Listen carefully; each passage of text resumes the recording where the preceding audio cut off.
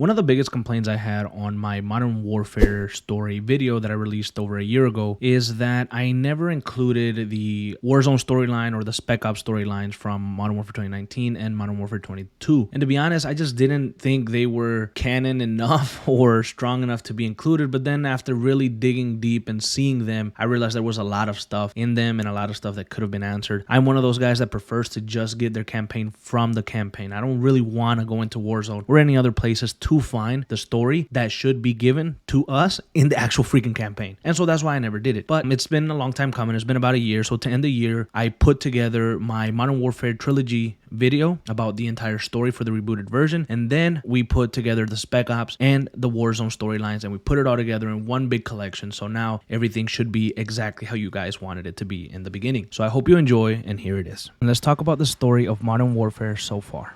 Our story begins with Alex Keller, an operative of the Special Activities Division of the CIA, who was assigned to a team of United States Marine Corps by his handler, Kate Laswell. The reason for this is to find and retrieve a toxic chlorine gas, which is to be shipped to Urzikstan for an attack by Russian General Roman Barkov. Alex and the team of Marines clear out a base of Russian soldiers to secure the chlorine gas. As they complete their mission and are ready for extraction, they are ambushed by what seems to be a terrorist group or insurgents. I got you, 3-1.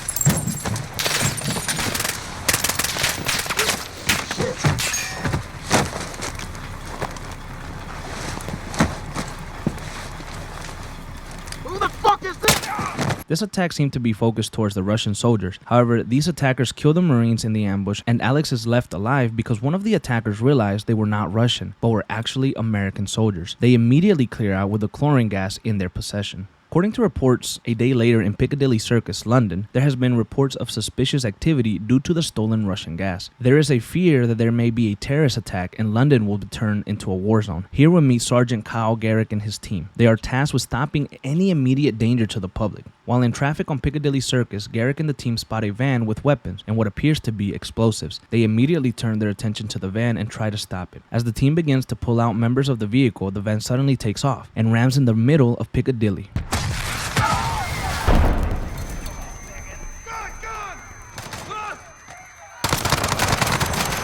This causes a massive explosion. In the blink of an eye, the air is filled with fog and gunfire. Terrorists are coming from all angles. The Metropolitan Police and what remains of Sergeant Garrick's team fight to defend and stop the invasion of Piccadilly Circus. As Garrick makes his way through the war zone in London to a group of hostages, he is ambushed and facing death when he is saved by Captain John Price, who was part of the Special Air Service in the British Army. Captain John Price was sent to Piccadilly by Kate Laswell, who contacted the experienced captain as she feared for the worst when the Russian gas was stolen. After meeting with Sergeant Garrick, they find themselves in an extremely dire situation. A man with an explosive vest and a timer with 20 seconds left. Captain Price asks Sergeant Garrick if he can stop the timer, but without the proper tools or time to figure out how, they must act. And Captain John Price makes the difficult decision in sacrificing the man to save Sergeant Garrick and the other hostages in the building. The Special Air Service team led by Captain Price is able to stop the terrorist attack with the help of the London police. They take back control of the Piccadilly Circus and they plan for their next move. Sergeant Garrick reveals to Captain Price that he and his team had crucial intel on the bombers that attacked Piccadilly, which are revealed to be a terrorist organization, Al-Qatala. With this information, Captain Price brings Sergeant Garrick into his unit to take care of the men responsible for this attack and possibly find their leader. This leads to a raid on a London townhouse filled with Al-Qatala members. Meanwhile, back in Urzikstan, Alex finds himself in the city of Akhtabi on orders of Kate Laswell. Here he is to continue his search for the stolen gas. While in the city, he is to look for help from the Urzikstan Liberation Forces. Here Alex hopes to meet with Farah Karim. She is the one in command of the Liberation Forces. Alex is able to get an in with the help of Captain Price by using his name while meeting with the rebel group. Farah meets with Alex face to face, and Alex informs Farah he needs her help in locating and securing the Russian gas. But of course nothing is free, so Farah agrees on the condition that Alex helps her push back on General Barkov's forces located in Urzikstan. Without much thought at all, Alex agrees to help Farah. Now Alex and Farah make their way through underground tunnels to meet with Farah's uncle, who has explosives that will take down the air advantage that Barkov's men have over the city of Akhtabi. After reaching the surface and making their way to the location of these helicopters, Alex sees the true horrors that the people of Urzikstan face when they disobey General Barkov. These punishments include torture,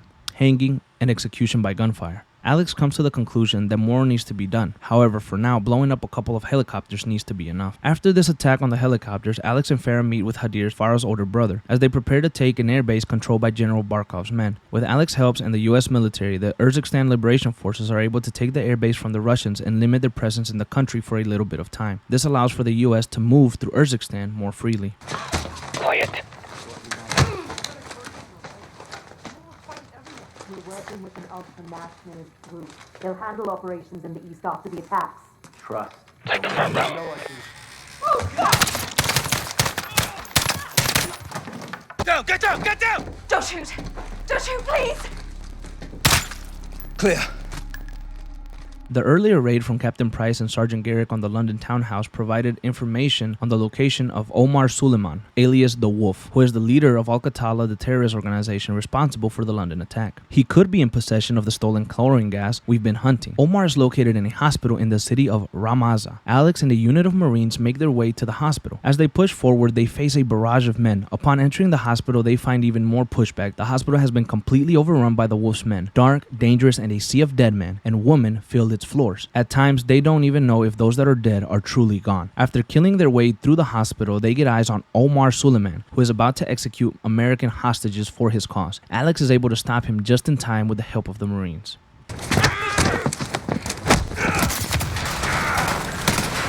With the capture of the Wolf, they begin to extract him to the US Embassy located in Urzikstan. Here, Alex, Farah, and Hadir interrogate the Wolf, hoping to get the location of the chlorine gas. However, a mob has formed right outside the embassy walls, led by Jamal Rahar, alias the Butcher, who is the second in command of the Al-Qatala organization. He is looking to invade the embassy and kill everyone in it if the Wolf is not handed over. Alex and Farah refuse, and a raid into the embassy ensues. However, Captain Price and Sergeant Garrick are on their way to the embassy to extract Suleiman to a safe house for further extraction into the United States. On their way to the embassy, Captain Price and Sergeant Garrick get hit with an RPG, and they barely make it out alive, landing on the roof of the United States Embassy building. They make their way downstairs to find Suleiman and Alex. On their journey through the destroyed wreckage inside the building, they witness how cruel and evil the Al-Qatala group can be, killing civilians and US officials alike. The Butcher especially, as he murders a father and son right in front of Sergeant Garrick, making this more personal for the sergeant. Mercy is weak. After making it into the safe room where Alex, Farah, Suleiman, and Hadir are trapped, they need to make their way through the embassy's parking lot and head for the safe house mentioned earlier. After battling more members of the Al-Qatala group, the team finally makes it to the safe house, where they put Suleiman in a safe room and prepare to defend the safe house from attackers looking to free their leader. After a long and powerful assault, Captain Price and co. are able to hold off most of the attack.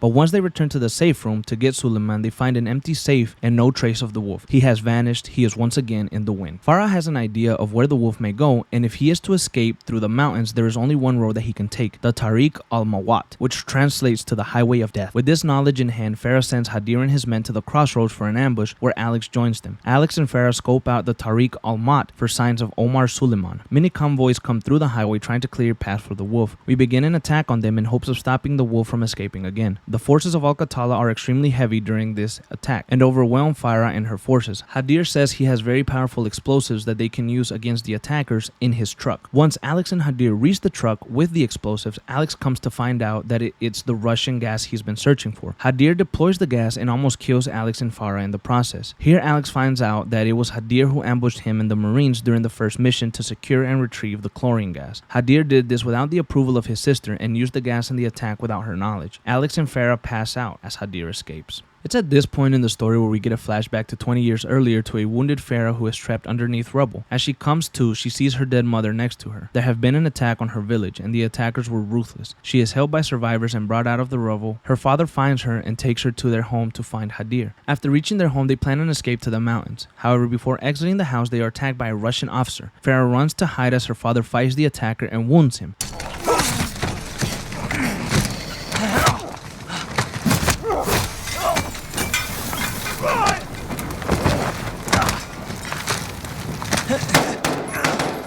However, in the struggle, their father is shot at close range and is incapacitated. Farah uses her wits and size to outsmart the Russian attacker. With the help of Hadir, they are able to kill him. They find their dying father on the floor. He relays one final message to both of his children. You survive.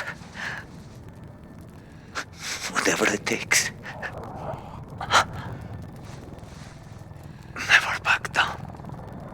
With these words, they leave their father and make their way through the battle zone to reach a vehicle and escape to the mountains. On their journey, they witness the ruthless murders of their people and how evil the man behind the attack is. His name is Barkov, and he is ruthless. Farah and Hadir encounter a young boy as well who is dead via a gunshot wound. It scares them and only reinforces their fear and anger towards Barkov and his Russian forces. Finally, after reaching a vehicle, they are ready for an escape. But they are caught last minute by General Barkov, who is amused that a young girl like Farah was able to kill a couple of his soldiers. After this flashback, Farah and Alex awake and find Captain Price and Sergeant Garrick are there to help. Here, Farah lets Price know she had no idea that Hadir stole the gas, and then she lets everyone know that Hadir is no longer her brother. The team meets up with Laswell to discuss next moves. Here we have Captain Price, Sergeant Garrick, Alex, and Farah. They are ready to kill the wolf and get their hands on that gas before more damage can be done. Farah wants to help with this and also wants to catch her brother for betraying her. Captain Price insisted on having Farah on his team. Laswell complies and gives execute authority to everyone in the room. The team sets out to the wolf's compound where it is believed that Omar Suleiman is hiding. After entering the compound and dispatching Al-Qatala forces, we find an underground tunnel where the wolf is believed to be. The team head down the tunnel with Farah and Alex leading, but an explosion destroys the entrance before Captain Price and Garrick can join them.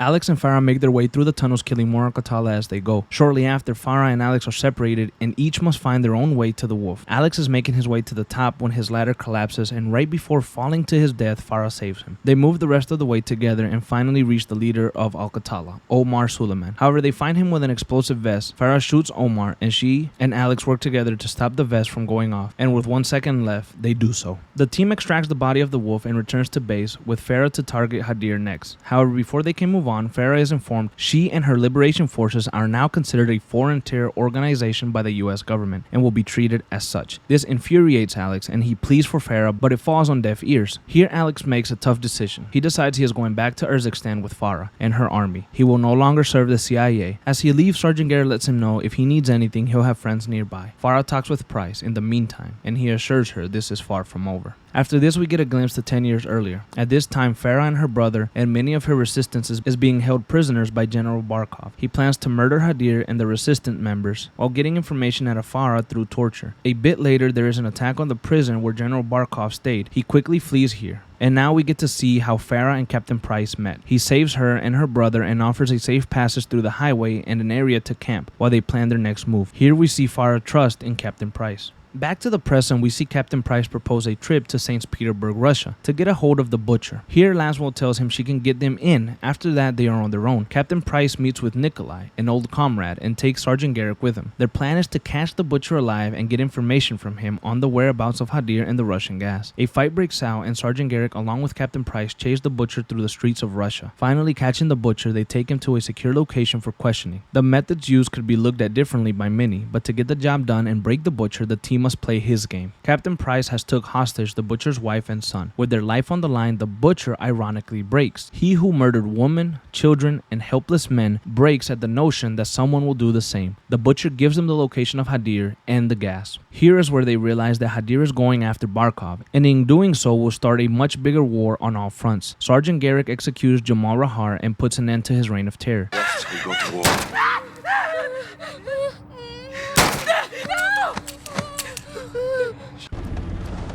Boss, what the hell are we doing here? We're cleaning up a mess.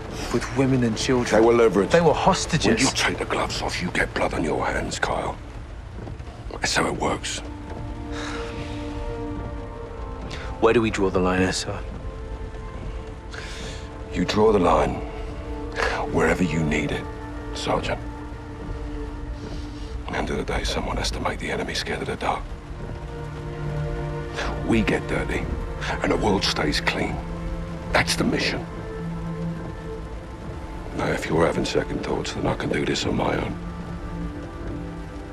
The captain and Garrick race to stop Hadir from starting World War III. This takes them to Baurushi, Moldova, where they have located the residence of General Barkov. However, Hadir's forces have taken over and killed everyone standing in their way. Sergeant Garrick makes his way through the huge residence and, along with Captain Price, locate Hadir in a safe room. After finding Hadir, he reveals that he has the location of where the chlorine gas is being made, and he was planning to stop it and destroy the chemical gas factory. He tells Captain Price they are still on the same team and just wants to kill Barkov. However, the lines have been blurred and Captain Price cannot not be on the same team as Hadir, when their methods and reasons are very different. However, this information will come good soon. Now Captain Price and Sergeant Garrick must escape with Hadir intact and meet at the extraction point. They fight their way through General Barkov's forces and escape through tunnels. After escaping, Hadir asks the captain for help in taking down the lab, but at this point, Hadir is done. There's nothing that he can do or offer to change his future. He does plead with Price and tells him to show Farah the plans of the chemical factory and to tell her the whole truth. Here we see Laswell show up and inform Captain Price that Hadir will be turned over to the Russian government. Price reluctantly agrees, but informs Laswell he has important intel and will be doing what he believes is necessary with it. She then offers a helping hand. A little while later, we find Captain Price back in Urzikstan, where he and Sergeant Garrick have come to meet with Farah and her liberation forces. Farah is on high alert regardless, as she knows she's considered a terrorist threat and is cautious on what the captain's intentions may be. So with the tensions high, Price informs Farah about his plan to take down the chemical factory and shows her the plans Hadir found. Farah was skeptical at first, but understands this is her chance to kill Barkov as well. She agrees to help Price, and together they begin a covert operation to take down the gas lab, which is located in eastern Georgia. This is a covert operation to destroy Barkov's gas lab. Nikolai is on the inside. He'll provide the explosives. 2 teams will infiltrate. Garrick and I will plant charges on the pipeline. Farah and Alex, you'll get a detonator from Nikolai and rig the main furnace. The assault of the gas lab is a huge task, with Barkov's forces attacking relentlessly and in huge numbers. When we reach the gas lab building, Alex and Farah go together to plant the explosives in the lab, while Captain Price and Sergeant Garrett head over to set the remaining explosives outside of the building. Everything is going according to plan until the detonator that Alex has is broken in an ambush attack by a Russian in a juggernaut suit. When Farah and Alex reach the lab, they realize they'll have to set the explosives manually with almost zero chance of escaping. Farah decides to sacrifice herself for her people and destroy this gas that has caused so much pain, but Alex volunteers himself to the cause and takes Farah's place. I've had an assignment my whole life. This is what I believe in. Give me the order. You are a freedom fighter, Alex. You're a born leader, Farah. Say the word.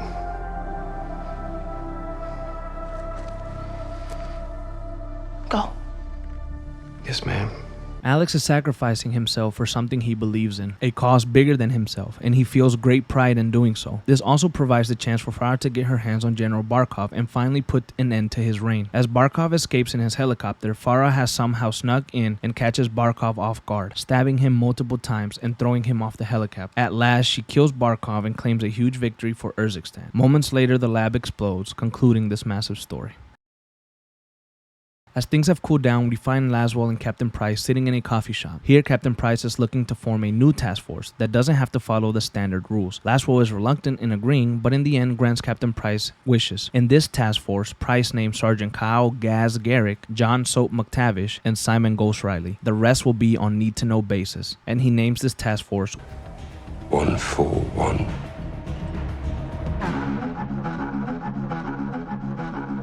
On March 3rd, 2020, months after the deaths of the Wolf and Russian General Roman Barkov, the terrorist organization Al-Qatala re-emerged under the name Al-Qatala al-Jihadid, now led by Khaled al-Assad, known as the Immortal Lion, and heavily supplied by the ultra-nationalist arms dealer Viktor Zakayev, which was initially identified only as Mr. Z. The group would launch a full-scale invasion of the Kostovian city of Verdansk, and in response, a temporary coalition known as Armistice was formed, uniting the coalition and allegiance forces. The alliance was spearheaded by CIA case officer Kate Laswell and FSB Sergeant Kamarov, with vital support from Captain John Price's Task Force 141 and Chimera leader Nikolai. Terrorists with tanks.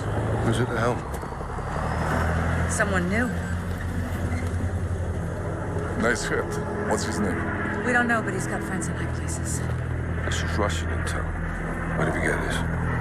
My counterpart in Moscow. The CIA working with the FSB. Not the first time. Kamarov. Captain Price. Nikolai.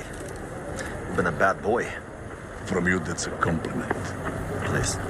We're all friends here. I owed you. For Beirut. Sergeant Kamarov is going to help conduct this operation.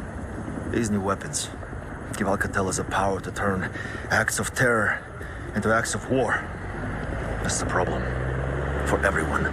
Arm Assistance became the last unit preventing Al-Qatala from advancing into Urzikstan. A series of critical operations were undertaken to cripple Al-Qatala's infrastructure. The Arm 4 unit succeeded in neutralizing key figures such as Al-Malik and would dismantle weapon depots, freezing the banker's financial assets, intercepting El Traficante's arms shipments, and recovering a nuclear core from enemy hands. Despite these strategic successes, Khaled al-Assad and Viktor Zakayev remained at large and continued to pose a grave and imminent threat. Now, in a pivotal moment, Operator Nikito, acting under Kamarov's command, shot down an Al-Qatala helicopter transporting chemical weapons near Farida in Urzikstan. Coalition forces led by Operator Mara, under the authority of Lieutenant General Lyons, were dispatched to investigate. Payload appears to be gas canisters.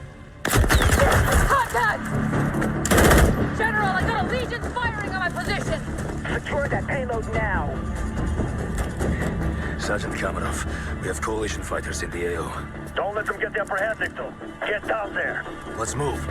The ensuing clash escalated tensions between the two factions, and back in Verdansk, al-Assad observed the unfolding conflict from a TV station, where Al-Qatala held hostages. When questioned about their chemical stockpiles, he would calmly assure his forces that their supply remained sufficient to sustain their campaign. And despite the valiant efforts of Arm Assistance 4, al-Assad and Zakayev executed their most devastating plan yet, releasing massive gas clouds across Verdansk. The city descended into chaos, and Arm Assistance forces, overwhelmed by fear and desperation, turned on one another. And in the aftermath, only a few survived, which would include Task Force 141's Simon Ghost Riley, who would request backup from command.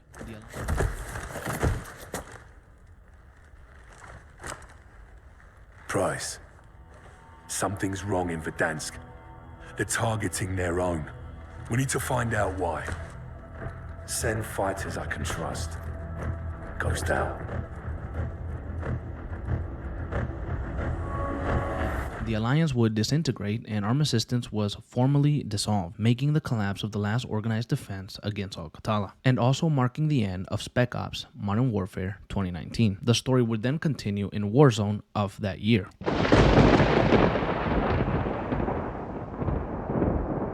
Amid the collapse of Arm Assistance, Task Force 141 operator Simon Ghost Riley urgently requests reinforcements from Captain Price. Having survived the destruction of Barkov's factory, Alex resurfaces, now equipped with a prosthetic leg, and is deployed to Verdansk to support Ghost's efforts. I got a fire team. Operators inbound hot to your position. They better be good. They are.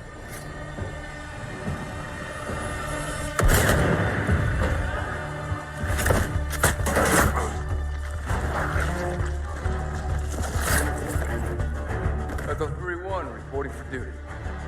Alex. Thought you were dead. Still standing. You ready for a gunfight? Let's get evil.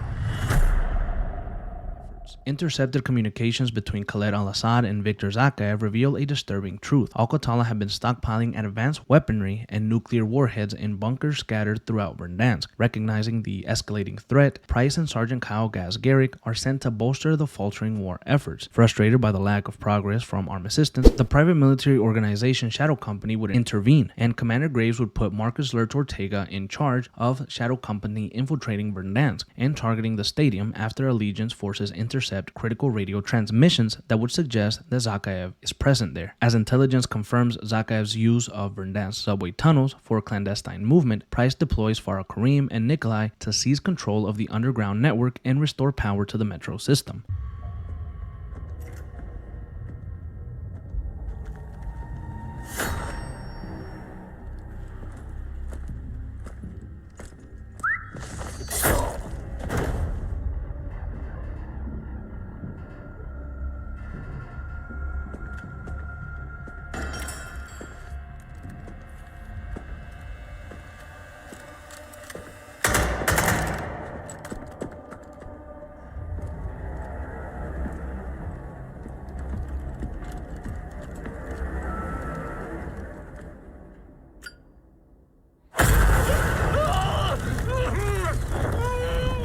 Enemies down. You're clear. Almost done, Farah. Here we go. Their mission culminates in Task Force 141 breaching Zakhaev's communications, pinpointing his location at a nuclear missile silo within Bunker 10. At the bunker, Zakhaev is moments away from launching a nuclear strike. Price confronts him, delivering a fatal shot before casting him into the silo, seemingly ending the threat. No more treaties, no more diplomacy. These weapons will no longer lie dormant.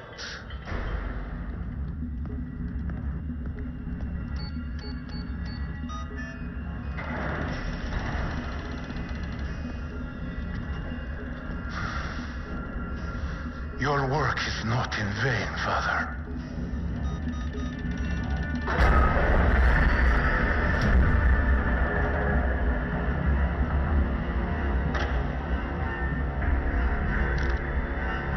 Show yourself. You're wasting your time.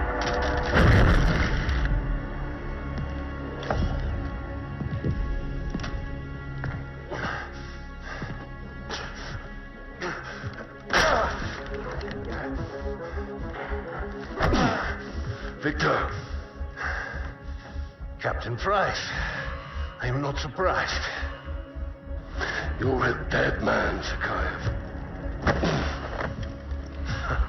I started a war. Killing me won't stop it. Oh, I won't kill you. But the fool will wait. With Nikolai's assistance, Price aborts the missile launch at the last possible second, and as the conflict in Verdansk rages on, Price receives an urgent transmission from John Soap McTavish, requesting reinforcements. Now we move on to Modern Warfare 2. Our story finds us in Al-Mazrah as Ghost makes his way through canyons, and soon we hear the voices of Kate Laswell, General Shepard, and Commander Graves, who is part of the Shadow Company, a Tier 1 private military company. The reason for the visit to the deserts of Al-Mazrah is a recon mission. Ghost is tasked with finding General Gorbani, who is the commander of Iran's Quds forces, who is having a private meeting with Russian forces seeking an arms trade deal. This would be the commander's last stop as the Shadow Company, led by Commander Graves, launches a missile on the deal's site.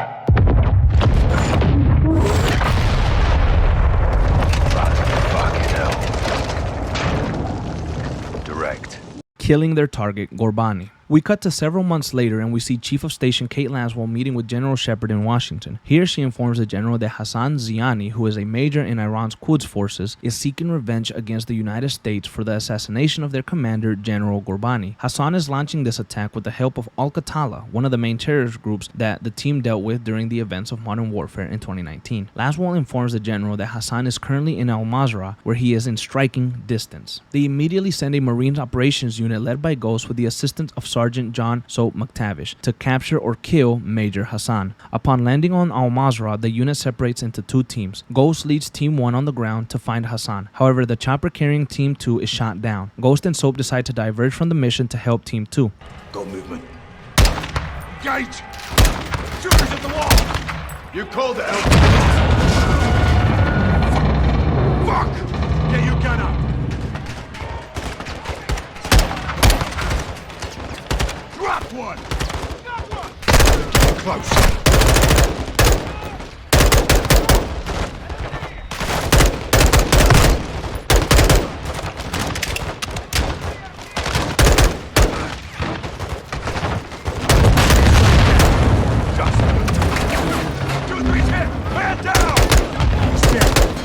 In the fight.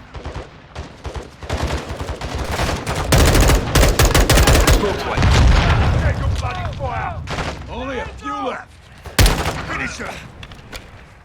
After a hefty battle, they regroup and head over to their destination. But upon arriving, they realize that Hassan has escaped, this being a consequence for helping the fallen chopper. They continue to explore the grounds for any clue of what Hassan was doing in Al-Mazrah. Here they find a weapons room containing US missiles. Hassan has been giving these missiles to Al-Qatala. Shepard assigns Laswell to find out how Hassan got these missiles and where they may end up next. As for the ones found in Al-Mazrah, General Shepard has ordered Ghost to order an airstrike and get rid of them. Laswell somehow figures out that Hassan may be smuggling these missiles through through Amsterdam due to their friendship with Iran. She informs the general that Captain Price and Sergeant Garrick are currently in Amsterdam tracking an AQ cell, and they can be of use in finding the smuggling operation. Kate Laswell informs the general that she will be meeting the captain in Amsterdam to make sure nothing goes wrong. Later, we find Captain Price and Sergeant Garrick headed towards a boat that is believed to have members of Al-Qatala on it. After dispatching the guards outside the boat, they head onto it. Here they find members of Las Armas cartel, which is a Mexican drug organization. They find that Al-Qatala and Las Almas are working together with Hassan. A meeting is scheduled to happen between AQ and Las Armas. Intel suggests that this meeting is to move something. After intersecting this meeting and catching a high-value target, they are informed that Las Armas is smuggling Hassan across the Mexican border into the United States. Tapped into a surveillance drone. Eyes on.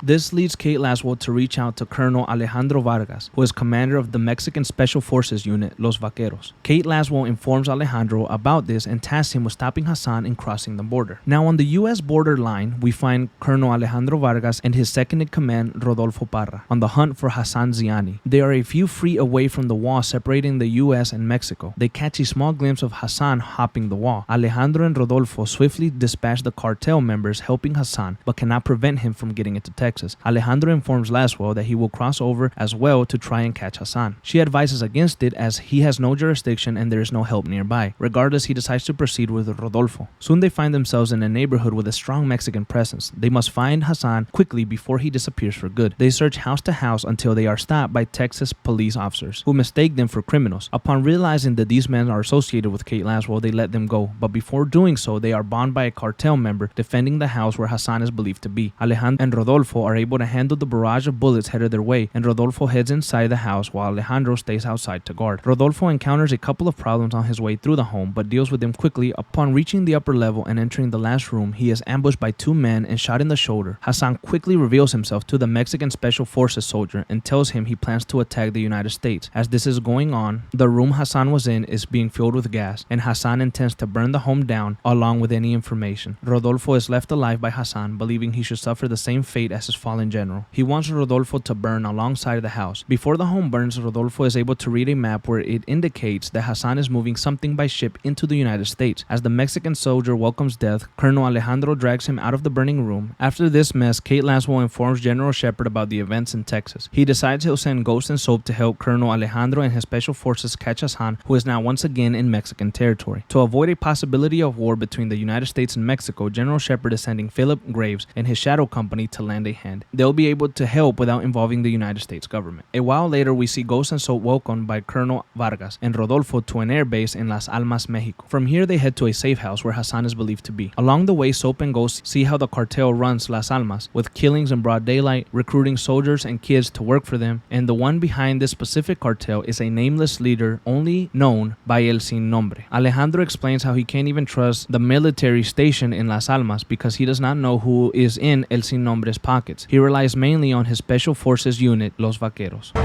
White truck, 4 under the back. Hey, tranquilo. Easy. It's normal here. Guns on the street is jurisdiction of the police. Where are the police? Well, Las Almas has a very serious problem. There are few here to uphold the law, and many of those who resist corruption disappear. What about the military? Well, because we're well trained, soldiers are recruited by the narcos. Why not you? We grew up here. Call us Los Vaqueros, cowboys. We love this place, and we will die fighting for it. Upon arriving at the small town where Hassan should be located, they split up. Alejandro, Ghost, and Soap begin the hunt once again for Hassan Ziani. After dispatching members of the cartel guarding the abandoned town, the team finds out that they've just missed Hassan. However, they see they are immediately surrounded by Mexican military. They are not their allies. As Colonel Vargas informs them, these men are paid by the cartel. The Mexican forces are too strong and push the team into the mountains where they are looking for extraction. Here, Alejandro calls his second-in-command Rodolfo to bring a vehicle nearby. The team makes their way to the mountains fighting fighting off the military as they go. A member of Los Vaqueros, Rodriguez, is killed in action crossing a steep mountain pass. They eventually reach a dead end and they have to jump into the river. They meet resistance here, but Commander Graves and his Shadow 1 company come in with air support, clearing a path for the ground team. They reach their extraction vehicle. Graves informs the ground team that they have a location for Hassan. He was moved to a compound not too far from their current location. They make their way over there. However, there is lots of cartel presence, but with the air support from the Shadow company, they dispatch them fairly easily. The team moves into the compound and finally catch Hassan. They extract him to the desert for questioning, where Alejandro, Graves, Ghost, and Soap are present. They get General Shepard and Kate Laswell to join via video. You're the commander of a foreign terror organization. I can say the same to you. What's your target, Major? What was your target when you sent missiles to my land? Oh, wild guess to nail your ass. So insolent and foul-mouthed. You will learn to respect me when your nation sees fire. You are in bed with the cartel, Hassan. If you disappeared, no one would know where to look for the fucking stain.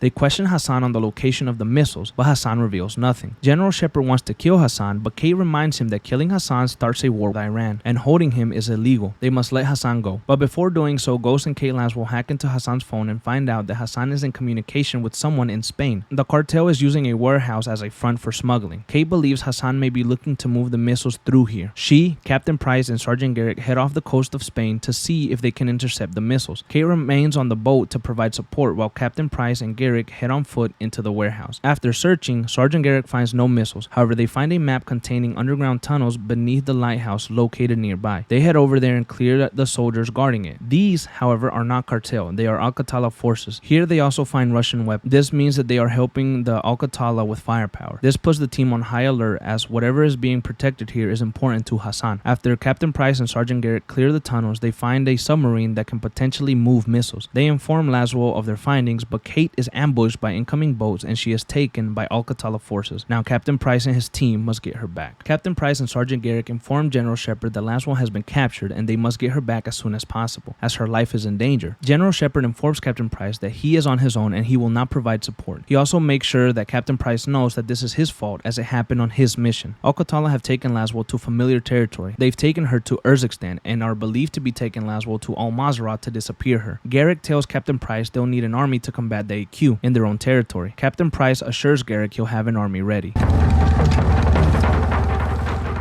سيدتي القتلة هون. تمام شايفهم. وهلا ما هلا مظاهرة باستاذنا ما هنيك. نعم سيدتي.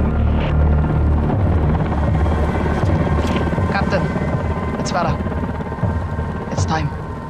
Raj, we'll stand him up.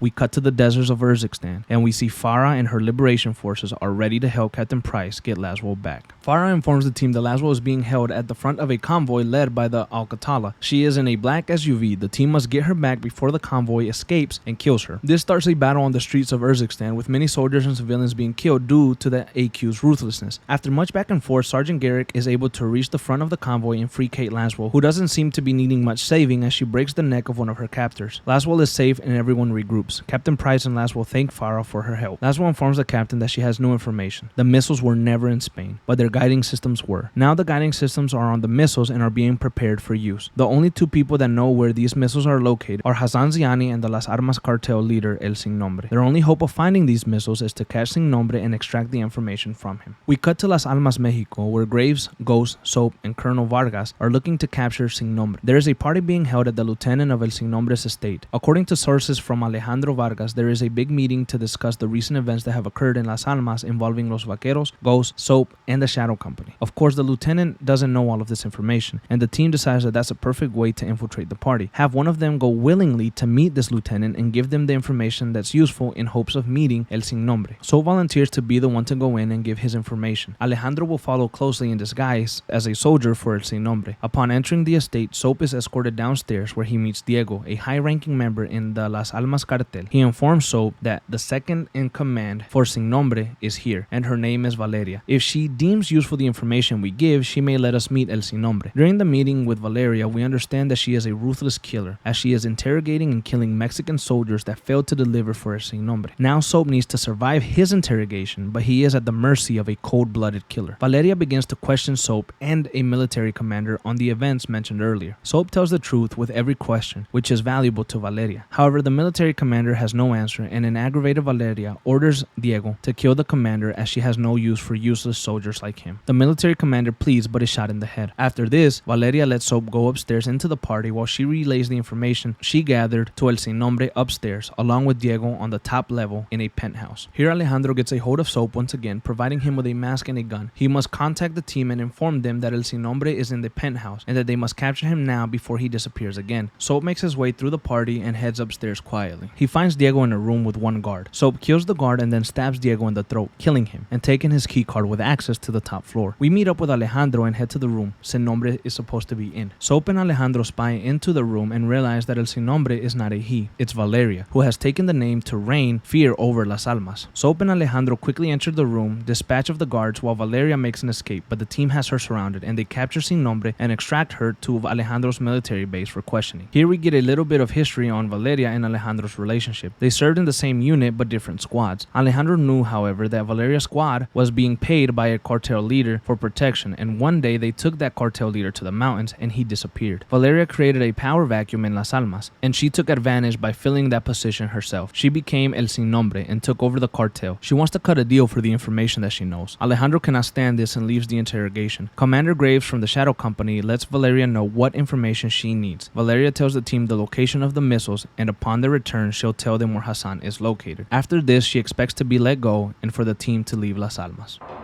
Don't make a deal with her. Won't end well.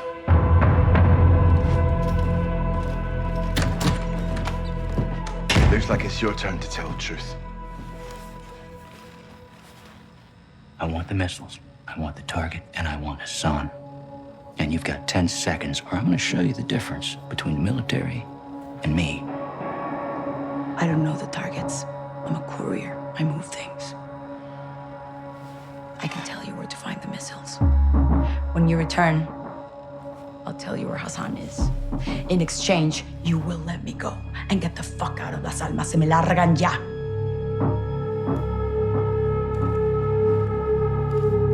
Deal. Until then, you're staying right here. Valeria reveals the location of the missiles to be on a non-operational oil rig located in the Gulf of Mexico. This is used by the cartel as a smuggling dead drop, and 500 feet away from the oil rig there is a cargo ship carrying a large container. Intel believes that the missiles were on that ship, but the container looks to have been moved onto the oil rig not too long ago. The ship and the rig need to be taken over simultaneously. Ghost will lead Team 1 in taking control of the cargo ship, while Commander Graves, Soap, and Alejandro take point on Team 2, which will take over the oil rig. General Shepard informs the teams he wants all threats eliminated. As Team 2 clears out the oil rig, the cartel set the missile in motion. The clock is now ticking. They must reach the controls to stop the missiles from launching. They realize that the controls are not on the oil rig, but on the cargo ship that sits 500 feet away. Graves and Soap head over to assist Ghost and Team 1 in clearing the cargo ship and reaching the controls. As Team 2 clear out the oil rig, the cartel set the missiles in motion. The clock is now ticking. They must reach the controls to stop the missile from launching. They realize that the controls are not on the oil rig, but on the cargo ship that sits 500 feet away. Commander Graves and Sergeant Soap head over to assist Lieutenant Ghost and Team 1 in clearing the cargo ship and reaching those controls. The clock is running down and a gunfight breaks out on the cargo ship. The team dispatches all possible threats. Graves and Soap work together to rework the missile and blow it up on the oil rig because it is too late to stop it from launching and its current destination is New Orleans. Soap and Graves are successful in reworking the missiles and all active threats have been dealt with. Shortly after, we cut to the team headed back to Colonel Alejandro's base. However, they are stopped at the entrance by Commander Graves and his Shadow Company. What's this? This is the immediate future. Step away from the gate. What? You heard me. You're crazy. This is my base. Not a base. This is a sizable covert facility, and I admire it. So I'm taking. You boys have been relieved. Thank you for your service. No. I don't take orders from you. Didn't Valeria say that? Now that makes me wonder what else I don't know about your affiliation with the drug lord. What the fuck did you just say to me, pendejo? Line Graves. Don't do that. Don't do that. No one needs to get hurt here. Are you threatening us? Soldier, I don't make threats. I make guarantees. So let's not do this.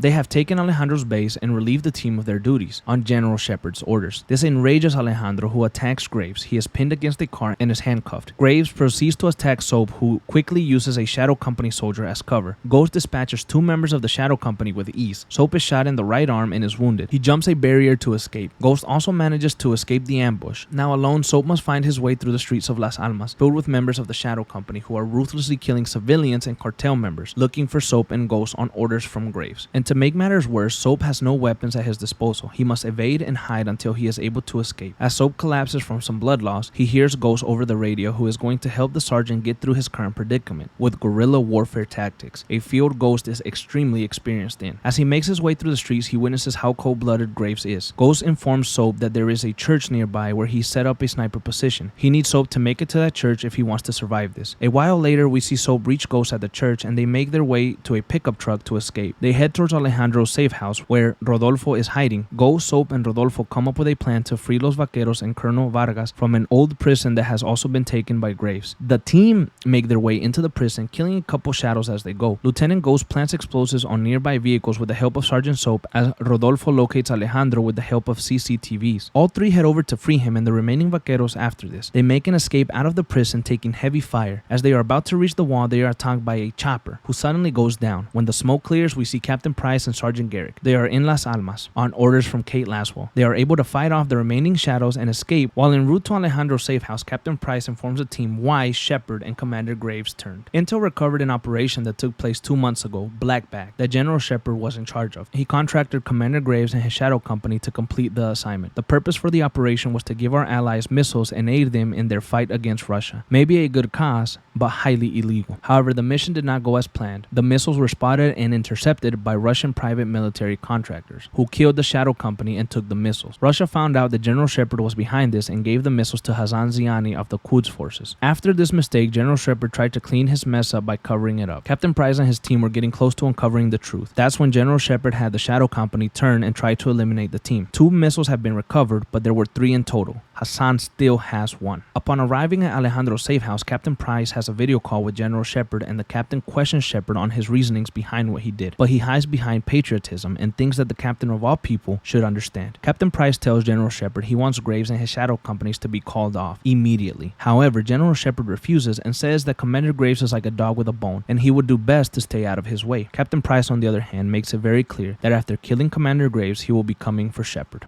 And who fixes you, eh? I don't need fixing. I'm a patriot protecting my country. Protecting your own art. I do what needs to be done, and no one holds me down with a roll of red tape. I know what's best for the cause. You've lost your mind, General. And you've forgotten what you're fighting for, John. To do good, you've got to do some bad. When we shit, we bury it. That's how it works. Yeah. We don't bury each other with it, do we? You need to turn off that side of your head and face down the real enemy.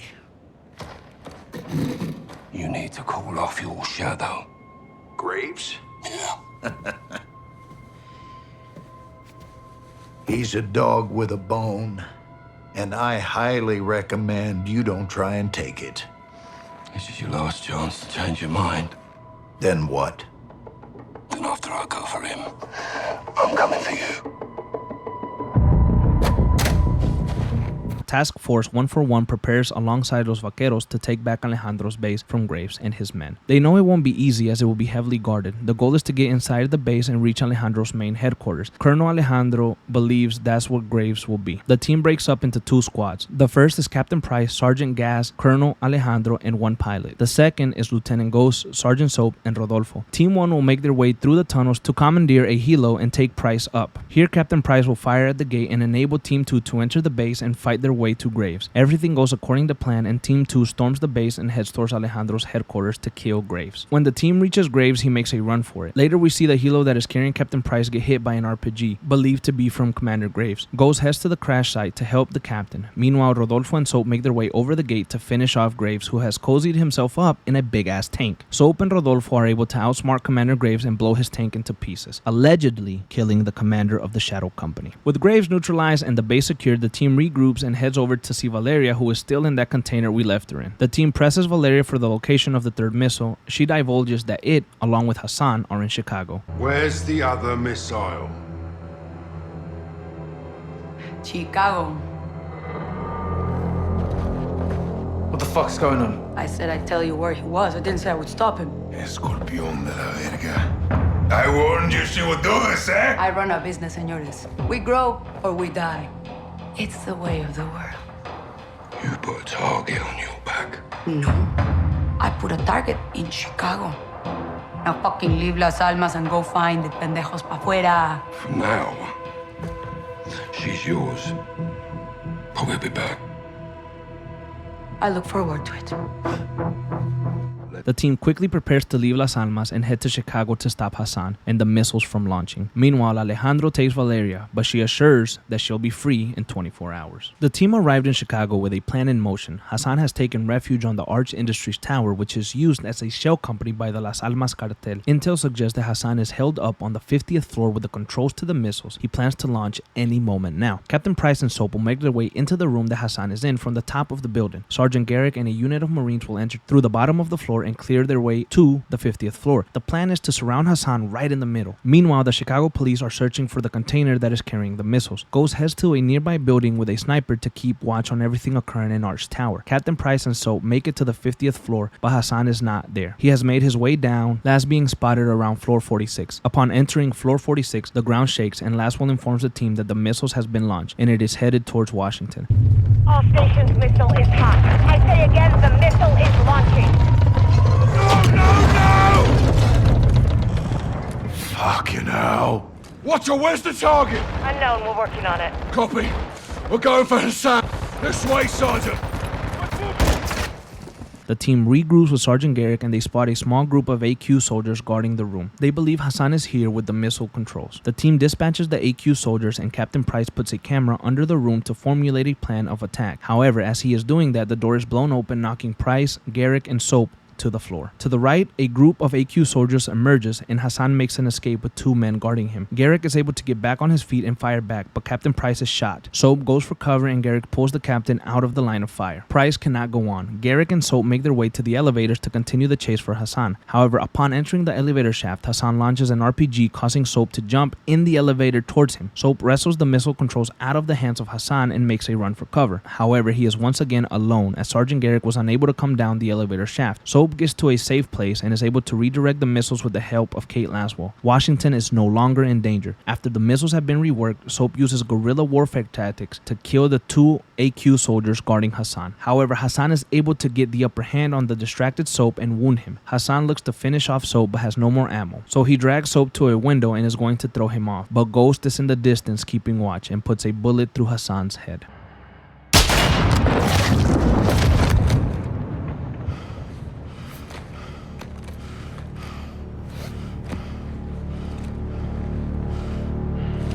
Perfect show, LT.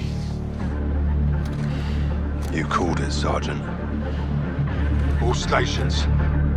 Hassan's down. Enemy KIA. With Hassan neutralized, the team meets with Laswell at a bar the following night. Here they discuss the events of the following weeks, and Laswell informs Price that General Shepard has made a run for it and is off the grid for now. But Shepard is not a priority. Although one threat is eliminated, a new one far more dangerous arrives. Laswell has done some more digging on the Russian PMCs that attacked the Shadows convoy. They were ultra-nationalists who are now working for someone new. Kate shows Captain Price a picture and his eyes light up. He recognizes the face. Price passes the photo to his team and Ghost recognizes the man as well. Price tells Kate Laswell they are dealing with a man named Makarov. Following Hassan's death, Kate Laswell intensifies her efforts to dismantle Al-Qatala operations in Al-Mazrah by overseeing new covert missions. This message is for assets assigned to carry out high-threat covert operations under my charge. You will deploy in two-man teams consisting of personnel from multiple special mission units. To complete these objectives, you have to work together. Any lone wolves among you have to learn to join the pack to achieve success. You will have no backup and no reinforcements. Be advised, if you are compromised, you will be denied and disavowed. Periodically, we'll need to break contact, but I will be your overwatch. Welcome to Jawbreaker. Good luck.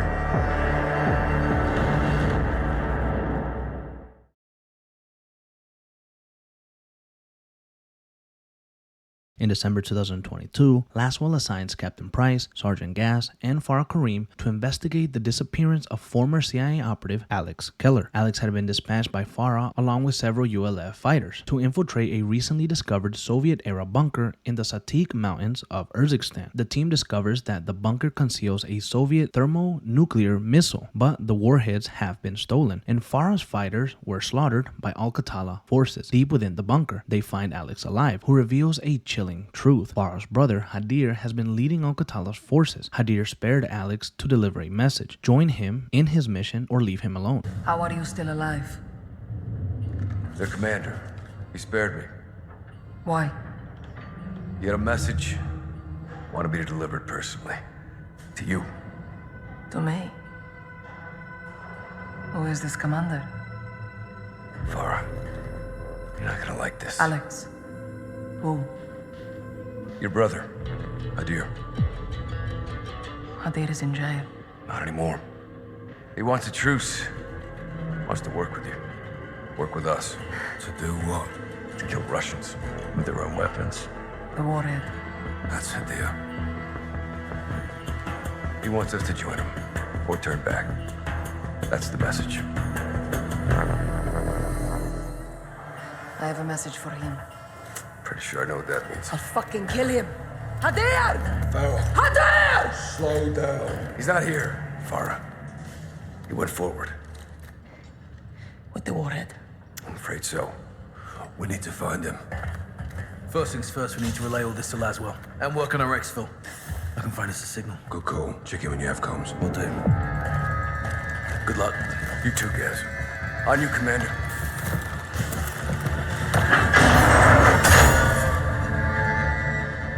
As Gaz exits the bunker to relay this information to Laswell, Price, Farah, and Alex press on in pursuit of Hadir. However, they are ambushed and captured by Hadir's forces, who imprison them in makeshift cells. My men are here to prevent failure. If you were dead, I would mourn. But I will not kill you myself. It is impossible that we share the same blood! I love you, Farah. Even if you hate me. In that way, we are not the same. One of many. We take lives to save lives, sister. A nuclear weapon won't help anyone. You'll only make things worse, Hadir. Then so be it. I will not let you stand in my way. Meaning what? You'll be detained until I complete my mission. And then? We will see. Khudun Azinzani. Despite the overwhelming odds, the trio escape and continue their chase. They secure the core of the stolen warhead before catching up to Hadir, who attempted to flee via an elevator. Desperate to stop him, they sabotage the elevator, bringing it crashing down. Confronting a morally wounded Hadir, the team listen in as he issues a final warning. Farah, you have the warhead. Use it. No, Hadir. No one will use it. It will be disposed of safely. They won't stop. You have to fight them the way they fight us to win. If we do, we've already lost. Sister, together we can stop them like we did before.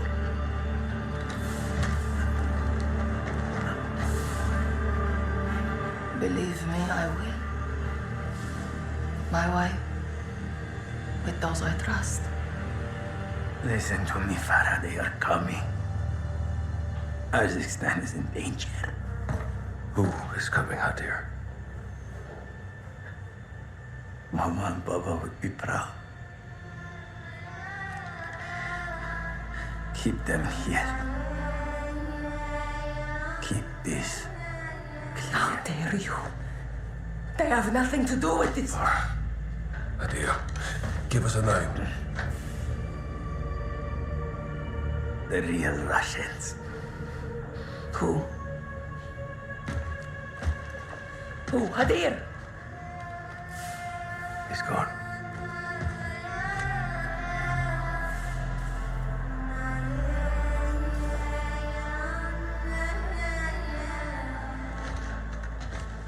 Let's go. Exfil's up top.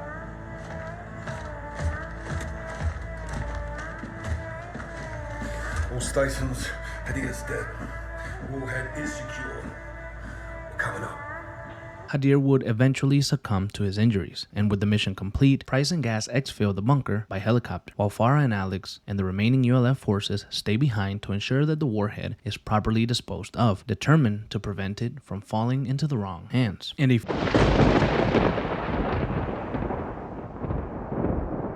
few days later, still in 2022, multiple PMCs would converge on Al-Mazrah, vying for dominance over the city and challenging both Al-Qatala and each other. Among them was Shadow Company, whose operations expanded not only in Al-Mazrah, but also to the Asia-Pacific islands of Ashika and the clandestine underground facility known as Building 21. By April 2023, Valeria had escaped captivity in Las Almas and rallied the Las Almas cartel to expand their influence into Al-Mazrah. In response, Kate Laswell enlisted Alejandro Vargas to stop the cartel's plans and capture Valeria once again. And later that year, a terrorist attack would strike the city of Vandel in the Netherlands. As the city's population was evacuated, a shadowy special force group known as the Peacekeepers seized control. Suspecting deeper involvement, Laswell partnered with the Black Mouse PMC to investigate. Their efforts revealed that the peacemakers were in fact the Russian PMC Khani group, who orchestrated the attack to tighten their grip on the city. And in late August, it was revealed that Commander Graves had faked his death back in Mexico. He would meet with Farah and Alex to propose an alliance between Shadow Company and the ULF to repel an impending Khani invasion of Al-Mazrah. Acting under General Shepard's orders, Graves led an assault on the Khani-occupied Zaya Observatory as part of Operation Rogue Arsenal. The mission saw Shadow Company destroy the observatory with missile strikes before locating an underground weapons facility stocked with chemical munitions. However, as Shadow Company began extracting the chemical weapons, the tunnel started collapsing, forcing an emergency exfil. In a final blow to the operation, Khani operatives disguised as Shadow Company infiltrated their ranks, hijacking the aircraft transporting the gas canisters. The mission.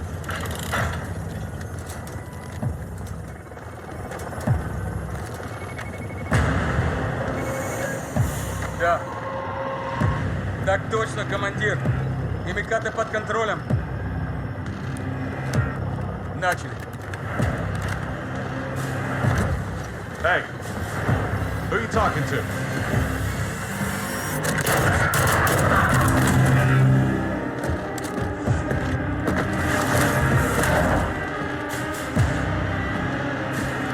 Все чисто. Командир Макаров, враги ликвидированы.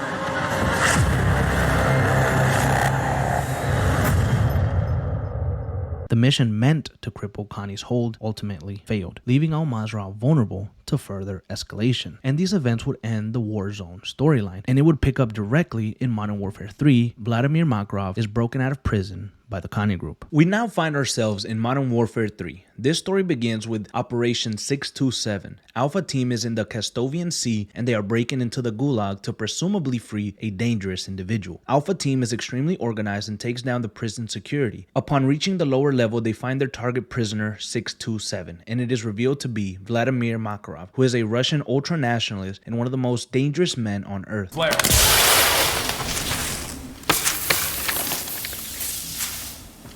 Step into the light. Сколько ж времени прошло, Ваня?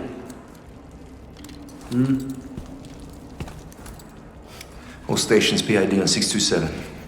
Copy. Opening 627.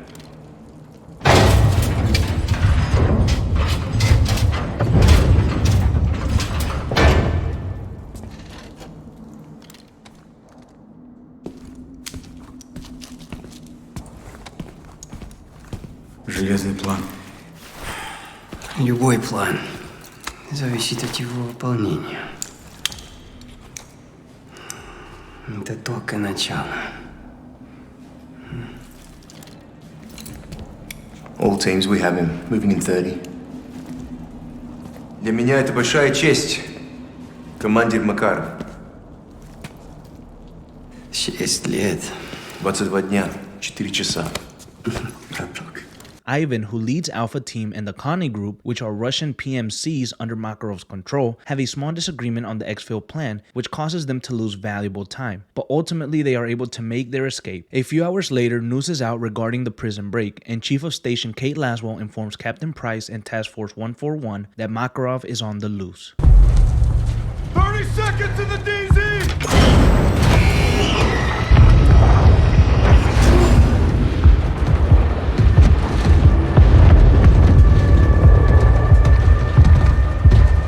Watcher 1 to Bravo 6, Watcher to Bravo, over.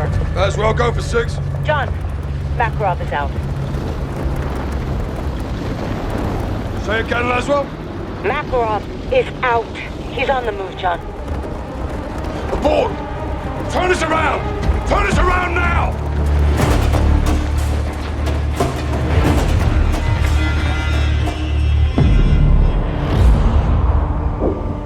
We cut to Urzikstan and we see Farah and Alex riding together to a ship port run by a good friend of Farah's named Dina. Alex and Farah split. Farah is headed to check on some important cargo that she asked Dina to secure. In the car ride with Dina, it is revealed that Urzikstan finally knows peace. Dina asks Farah to please keep that peace no matter what. And just mere moments later, Dina is shot and their car flips.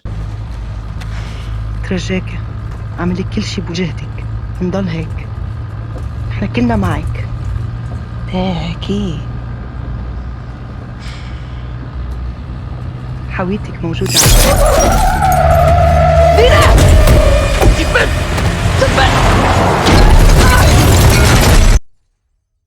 We cut to Farah, who is recovering from the crash, and we hear a familiar voice over communications. It is Commander Graves of the Shadow Company, who, as we learned in the events covered during Warzone, didn't actually die, and he has been helping Farah and her liberation forces take out the Connie group. Now that Farah has come to, it is revealed through her conversation with Graves that the cargo located on the port are missiles. The Connie group and Makarov are looking to take those missiles for themselves. Farah heads over to put a tracker on the missiles so they can retrieve them once they are taken.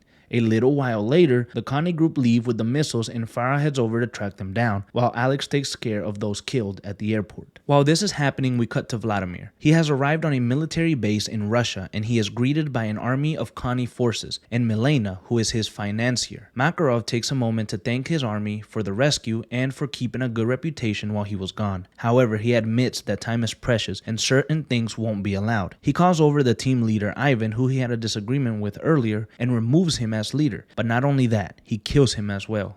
Мы потеряли драгоценное время. Время решает все. Командир, я принял правильное решение. Каждый несет ответственности за свои ошибки.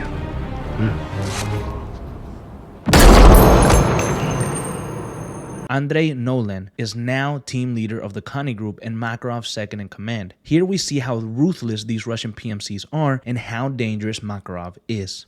We cut to Laswell and Task Force 141. With Farah's help, they are able to track down the missiles to an abandoned nuclear plant located in Urzikstan. Captain Price will infiltrate the nuclear plant with Ghost, while Soap and Gas secure the outer perimeter. Price makes his way into the underground tunnels where he meets up with Farah and they locate the missiles, but it has been activated and will soon be launched. Farah informs Price that it can no longer be deactivated, but it can be enclosed in the underground tunnels and explode there. However, she needs Captain Price to head back to the surface to close the blast doors and keep the missiles inside. Price makes a run for it, and when he reaches the controls, he is able to close it just in time, causing the missiles to go off, but without hurting anyone. Farah is also able to escape the missile explosion. However, Price is informed that 2 missiles were not able to be stopped and have now launched. They are heading to a Russian military base. The problem with this is that Laswell is in that base now, and Price is contacting her to inform her to make an escape.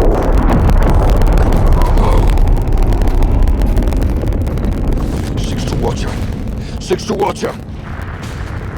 Kate. Laswell, are you there?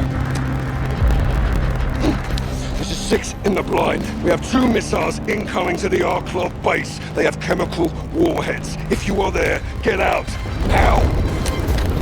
Kate Laswell is inside the Russian base to speak to Yuri, who is a commander in the Russian army, and he has intel that will be useful to Laswell. His purpose is to show that Russia and the Kremlin are not working with Makarov. He is doing it to protect his country from the ruthless ultra-nationalists. Their conversation is cut short when Price reaches out to Laswell, but she has everything she needs in a flash drive that she received from Yuri. The missiles hit the base and begin to spread a toxic gas throughout. Laswell makes a run for the roof, where she is taken to safety by Nikolai. Coming up now, Nick. You here? Circling now. People are dying down there. Hi, Laswell. Is Yuri with you? Negative, we split up. He's a survivor, like you. Coming up the ladder. Quickly, Laswell. The gas is rising. I'm almost to you, Nick. Climb the Stand ladder, by. Laswell. I'm here, Laswell. I won't leave without you. Laswell, let's see you.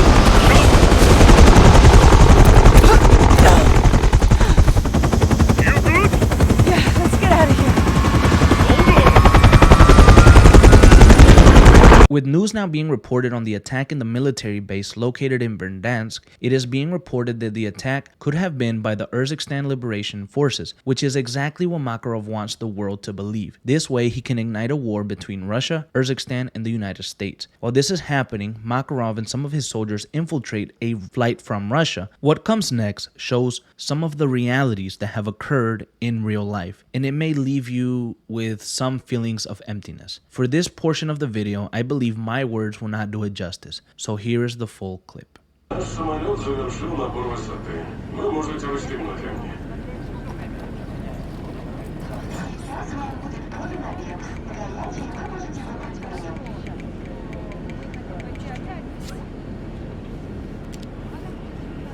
أهلا حلوة. شكرا.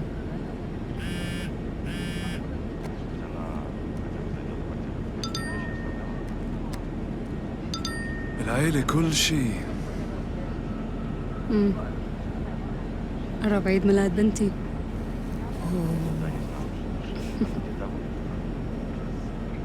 بنتك رابية. كيف عرفت؟ ابنك طارق، جوزك خالد. نعرف بعض؟ أنا بعرفك سمارة. انت كنت ضابط بالULF. حاربت الروس. اي من سنين.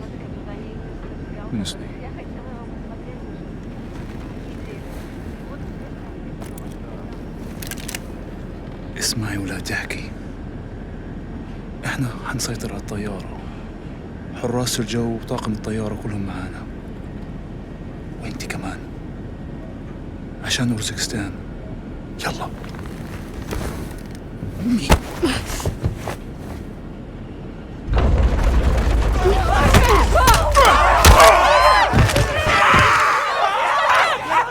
Служба правды!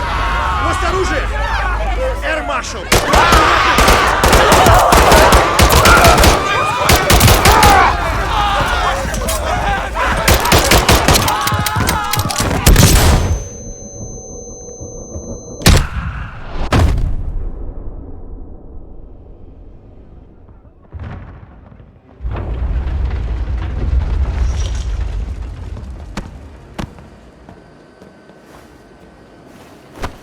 Снижаемся. Дай мне жилет.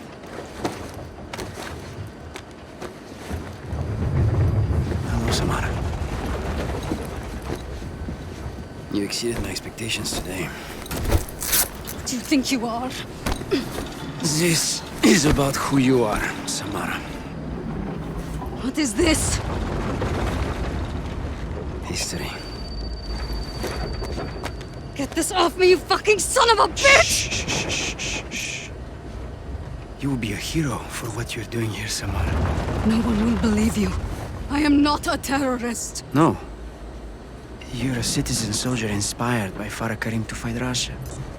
You're a freedom fighter. You're Russian. This plane is full of Russians. How could you kill your own people? No, I'm not killing them. You are. Мы ниже 8000 футов, командир.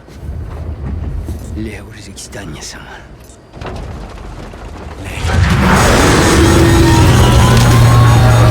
Идем не оставлять!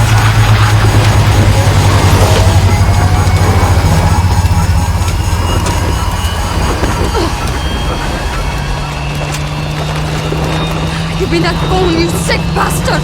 We can stop this! You terrorist. No! You look like one. Look at it.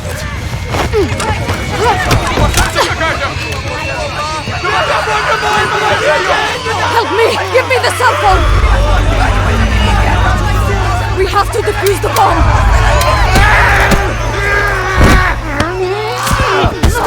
Let me go! I need you to use that phone!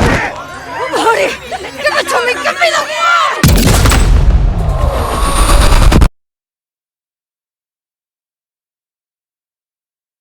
After the attack, which killed 133 passengers and 9 crew members, it is revealed that the black box on the plane may shed light on who did this, and potentially the videos that may have been recorded on the plane can expose who was responsible. Now we know Makarov's play is to place the blame on Urzikstan and Farah's liberation forces. This leads Farah to head over to the crash site and destroy any evidence that may point to her people being involved, because if the videos get out, nobody will believe that she wasn't involved and that it was all Makarov's doing. She takes Alex with her and is able to destroy the black box and any footage from the crash site. The Kane group were already there looking to extract the videos, but were too late. Farah and Alex make an escape. We cut to Task Force 141. They have met up with Laswell and Nikolai to go over the footage of Makarov infiltrating the airport, and they talk about their next move. But before doing so, Price tells Laswell the story about the first time he caught Makarov. Hands! Kozuruki! Bleeding Jesus. That's him. Vladimir Makarov, get out of the vehicle now! Nice and easy. That's far enough. Now don't fucking move. Search him. You scared, Captain? You should be. Shut up. Get on your fucking knees! He's clean. You're going to kill me? Oh, I thought about it, yeah. I recommend you do. And I recommend you tell your men to stand down. You're not trained to stand down. That's more your strategy. Keep him close. All stations, we have Makarov. We're moving to the extract. Roger that, John. They'll fight to get him back. We're counting on it. All right, take him left. We clear these vehicles, we move up. Rog, get going! Simon Riley, I expected you to stay at the airport and die there. If you want to live, do not threaten my men, Vladimir. Are we on first-name basis? Herschel? So you know names. Anyone could read a bloody dossier. What's the rest of your plan? This. What do you mean, this? Amazing. You're all dumber than you look. I asked you a question. And I have a question for you. What time is it? What the hell do you care what time it is? Timing is everything, General. I think we'll all remember this moment. Some more fondly than others.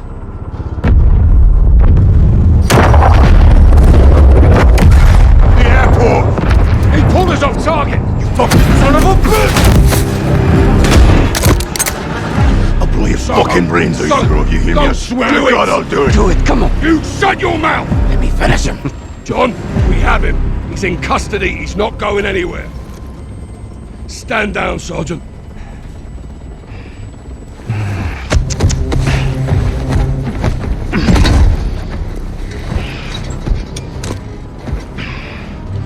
I thought you were the good guys. You gonna rot in hell for this. You'll die in the gulag with the rest of the Russian rats. I'll be seeing you again, McTavish. I promise.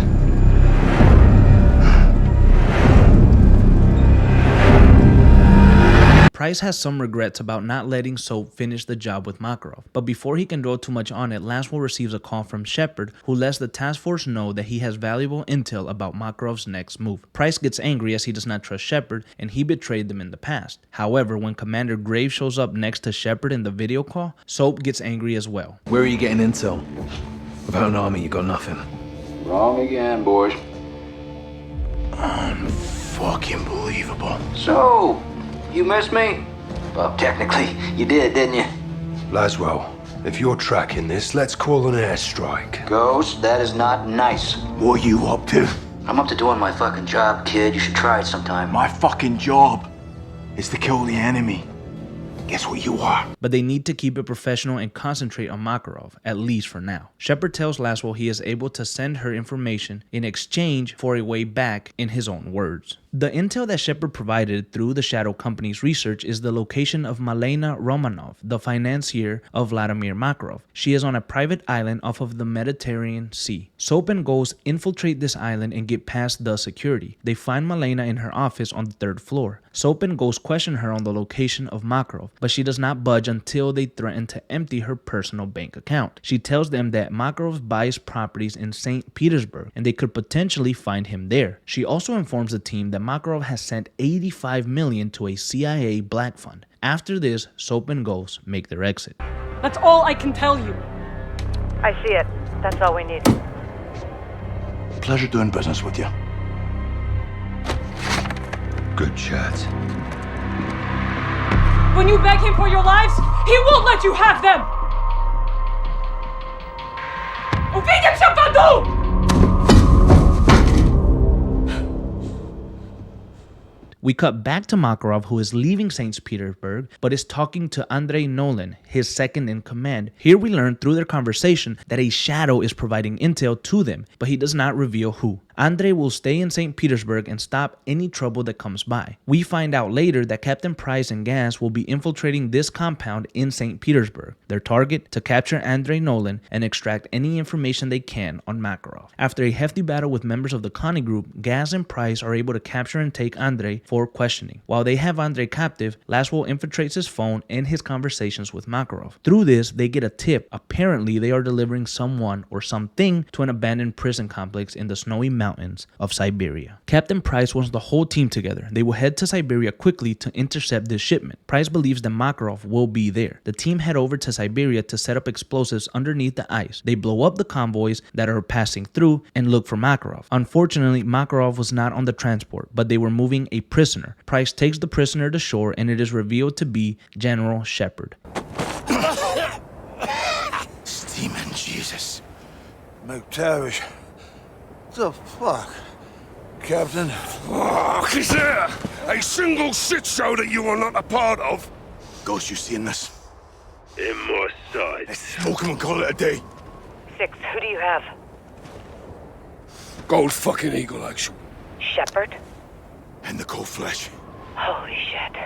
How he got there and why he's being moved is a mystery. Shepard tells Price that he has more intel on Makarov and he will tell them everything if they get him out of Siberia safely. Reluctantly, the captain agrees. They move through the snow and take out members of the Connie group as they go. They meet up with Farah and make an escape with the help of Nikolai. The group meets with Laswell, who questions Shepard and gives him a choice, or really a command. If he does not listen, they will leave Shepard in the freezing snows of Siberia, surely to die. Laswell wants Shepard to tell them everything he knows, and he wants him to tell the United States Congress as well. Farah jumps in and tells Shepard she also wants her name cleared along with her liberation forces. Oh, and one more thing. Soap wants Graves on a leash. Shepard agrees but lets Captain Price know that if he gets screwed on this, he will be sorry. What is the agenda of this little powwow? A choice. Do I have one? No. I'm all ears. Own up. Tell us everything. You know everything. Congress doesn't. And I bet they'd They'd be all ears, wouldn't they, eh? That's it? No. You clear my name. Tell them who I am, what you gave me, and why. No one else had the balls to do what I did for you. For all of you. Then do the right thing, General. All your intel on Makarov, your boy Graves on a leash. Say yes, you get a warm ride home. Or take a little me time. and freeze to death. That's the one I'm partial to.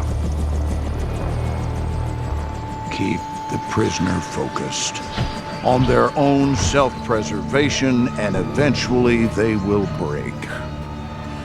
Good to see you remembered your training, eh? General. You screw me on this, John, and you'll be sorry you kept me alive.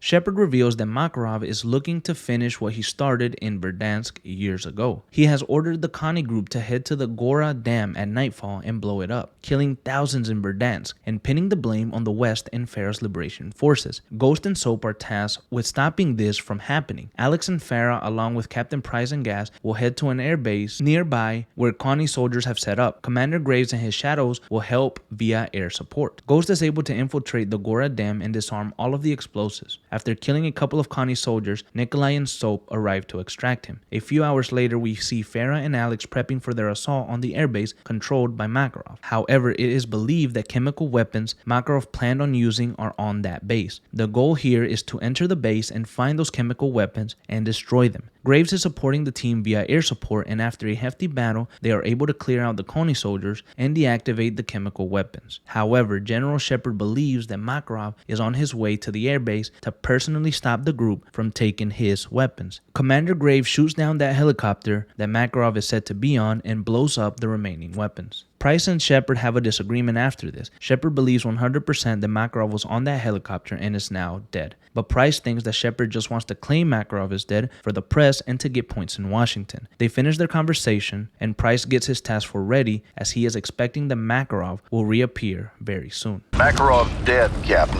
Don't let him live inside your head. Eagle out. Shepard only sees what he wants. His name on a win, another medal on his chest. What do you see? It's what I don't see that worries me. If he is alive, he'll let us know. Where and when? That's the question.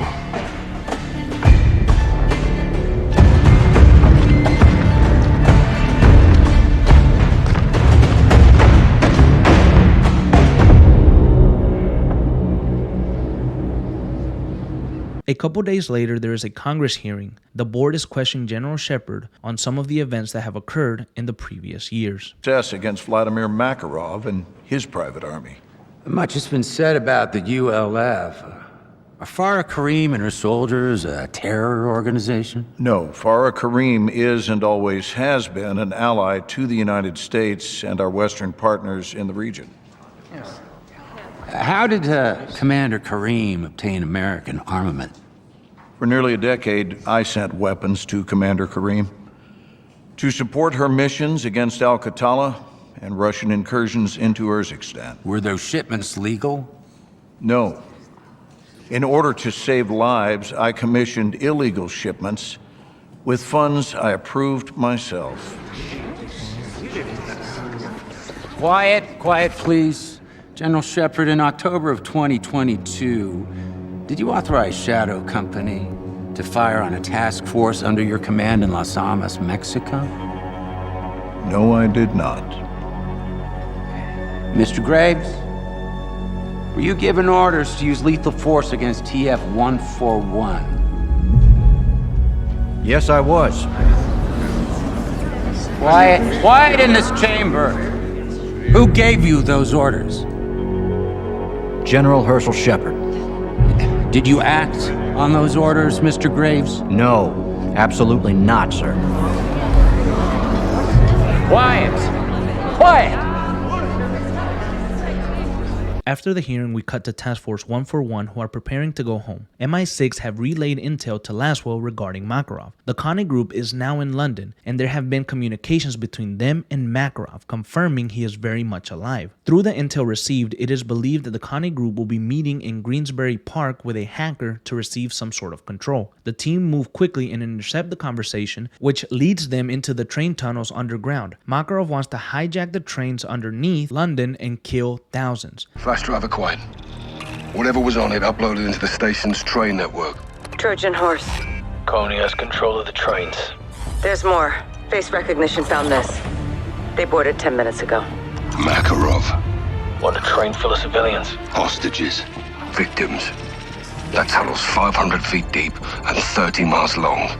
There's thousands of people down there at any given time, Bravo. He's gonna trap the trains. And destroy the tunnel. We have no proof of that. Not yet. Makarov's train just stopped at a crossover platform 20 miles in. I'll have SFOs dispatch a second team. We need all the help we can get. We'll take the service tunnel. Let's move. We may already be too late. The team must move quickly, and they spread out. Price and Soap move together while Gas and Ghost enter through a different tunnel. The plan is to stop the tunnels from exploding and to finally kill Makarov. As they make their way through the tunnels, Price and Soap find a bomb, which Soap stops to deactivate, while Captain Price holds off the Connie group, but soon they begin to get overwhelmed. Price calls for Gas and Ghost to assist. They are making their way to the captain, but before they arrive, Makarov sneaks up behind Soap.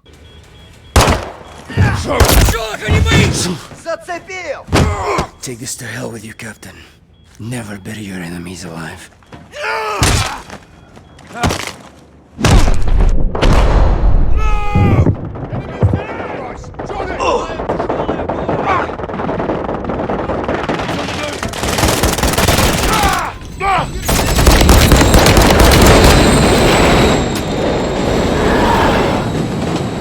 They've gone. Bloody hell. Johnny! Captain, the bomb! How do we stop it? Find the red wire.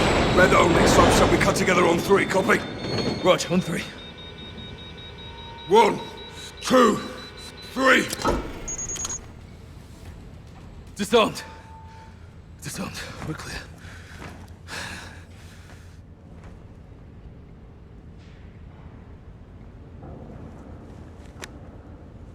All stations, this is Bravo in the blind. Threat neutralized. Bomb is safe. 1 KIA.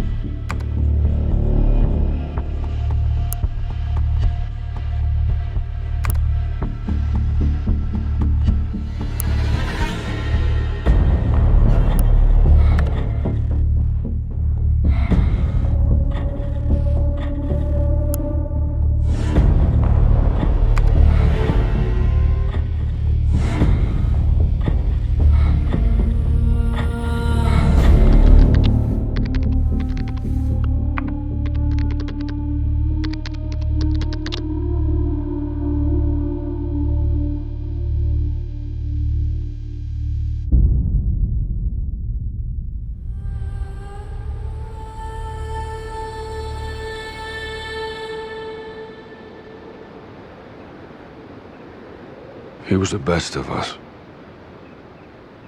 The toughest. He'd have fought the world barehanded.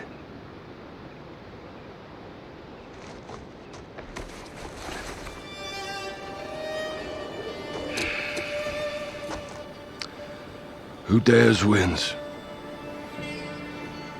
Sleep easy, soldier. See you downrange, brother. We'll take it from here. Rest in peace, Johnny.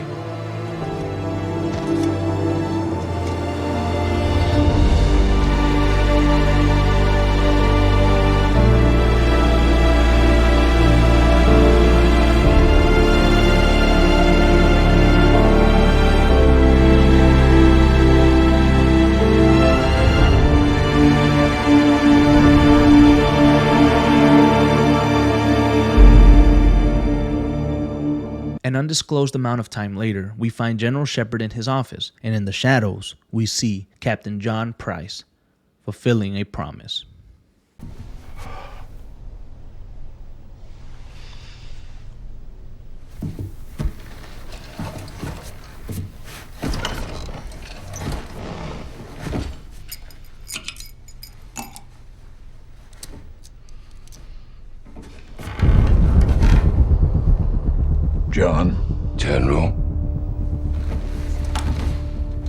How did you get in here? Mutual friend. Laswell.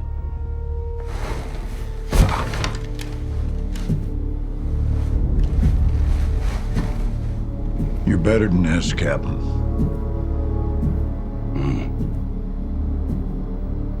We both will. This job is about making sacrifices for the greater good. Agreed. You got a body count of your own, John. It'll come back to haunt you. Oh, I am not gonna beg for my life. Not from you or anybody else, Captain. Wouldn't do you any good.